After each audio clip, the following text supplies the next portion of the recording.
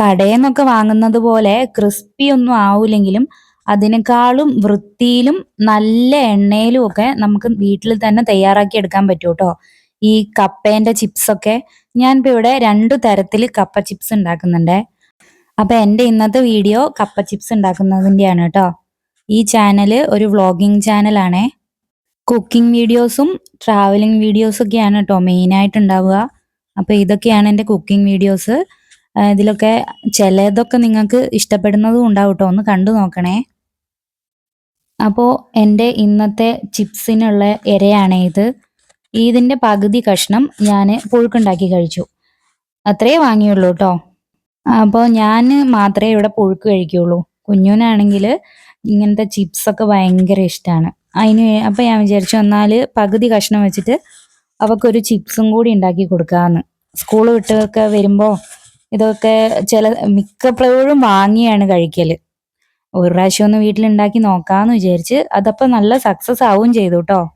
ഇങ്ങനെയൊക്കെ മുറിച്ചിട്ട് നീളത്തിൽ മുറിച്ചിട്ട് അതിങ്ങനെ വെള്ളമൊക്കെ ഒപ്പിയെടുക്കണേ. അങ്ങനെയൊക്കെയാണ് അതിൻ്റെ കീഴ്വഴക്കം. അല്ലെങ്കിൽ എണ്ണയിൽ ഇട്ടാൽ പൊട്ടിത്തെറിക്കും. അതുമല്ല വെള്ളമൊക്കെ ഉണ്ടെങ്കിൽ ഒരു ഉപ്പേരി പോലെയൊക്കെ തോന്നുന്നു. ഒരു സുഖം ഉണ്ടാവില്ല. അപ്പോൾ നല്ലോണം അതിലത്തെ വെള്ളമൊക്കെ കളഞ്ഞിട്ട് ഞാനിപ്പോൾ സൺഫ്ലവർ ഓയിലാണേ ഒഴിച്ചത്. എനിക്കിങ്ങനെ കുക്കിംഗ് ചെയ്യാനൊന്നും അത്ര അറിയൊന്നുമില്ല കേട്ടോ. പിന്നെ ഭക്ഷണം ഉണ്ടാക്കാൻ നല്ല മടിയാണ്. ഭക്ഷണം കഴിക്കാൻ ഭയങ്കര ഇഷ്ടമാണേ. വല്ലപ്പോഴേ എനിക്കിങ്ങനെ ഓരോന്ന് ഉണ്ടാക്കാനൊക്കെ തോന്നുള്ളൂ. അപ്പോൾ അങ്ങനെ ഉണ്ടാക്കുന്ന ഓരോന്നാണ് ഞാനിങ്ങനെ വീഡിയോ ഒക്കെ എടുത്ത് വെക്കുക. എൻ്റെ വീഡിയോസ് കാണുന്നവർക്ക് മനസ്സിലാവും. ചില വീഡിയോസിലൊക്കെ പാളി പോകും കേട്ടോ. ഓരോന്ന് ഉണ്ടാക്കുമ്പോൾ അത് നാശമായി പോയിട്ടുണ്ടെങ്കിൽ അത് ഞാൻ വ്യക്തമായിട്ട് പറയാറുമുണ്ട്.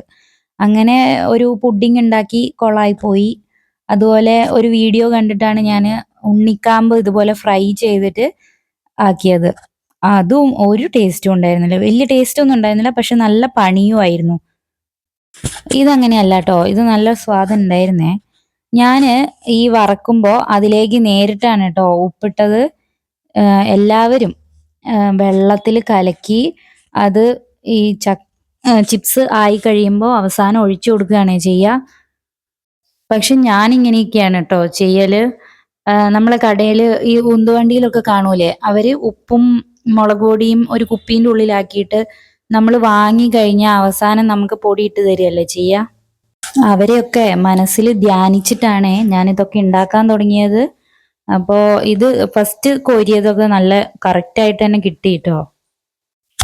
ഒരു പ്രാവശ്യമല്ല, ഒരു 5-6 പ്രാവശ്യം ഇടാനുള്ളത് ഉണ്ടായിരുന്നേ. ഒരു കഷ്ണം കപ്പയുള്ളെങ്കിലും അത് മുറിച്ചൊക്കെ വന്നപ്പോഴത്തേക്ക് കുറേ ആയി. അപ്പോൾ ഒരു കപ്പയിൽ നിന്ന് എത്ര ചിപ്സ് ഉണ്ടാക്കാം? ബിസിനസ് തുടങ്ങിയാലോ? ഞാനിത് ആദ്യമായിട്ടാട്ടോ ഉണ്ടാക്കുന്നേ. അപ്പൊ എനിക്ക് ഒരു കാര്യം മനസ്സിലായത്, നമ്മളിങ്ങനെ ഇടൂലേ, ഇട്ടിട്ട് അപ്പം തന്നെ ഇളക്കരുത്. ഇട്ട് കഴിഞ്ഞ് 1 മിനിറ്റിന്റെ ഉള്ളിൽ നമ്മളൊന്ന് ഇളക്കി ഇട്ട് കൊടുക്കണം.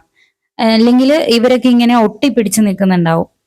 ആ ഇളക്കലിൽ അവരെല്ലാരും കൂടി ഒന്നിങ്ങനെ വിട്ട് വിട്ട് വരും. അതാണ് ഞാനിപ്പോൾ ഈ ചിപ്സ് ഉണ്ടാക്കുന്നതിൽ നിന്ന് പഠിച്ച പാഠം. എല്ലാ ചിപ്സ് കോരിയാലും അതിൽ നിന്ന് അത് ശരിയായോ എന്ന് അറിയാൻ വേണ്ടി ഒരു 10-15 ഞാൻ എടുത്ത് കഴിക്കുവേ. ക്രിസ്പി ആയോ എന്ന് അറിയണ്ടേ? ഒന്ന് കഴിക്കുമ്പോൾ അത് ക്രിസ്പി ആയതിൻ്റെ മറ്റേതും കൂടി ക്രിസ്പി ആയോ എന്ന് അറിയാൻ വേണ്ടി അതും കൂടി കഴിക്കും. അങ്ങനെ കുറേ എണ്ണം കഴിക്കും. ഇപ്പം ഇത്രയും ഉണ്ടാക്കി കഴിഞ്ഞു കേട്ടോ. ഇനി നമുക്കിതിൽ ലേശം മുളക് പൊടി ഇട്ടിട്ട് ഒന്ന് ഇളക്കി വെക്കാം.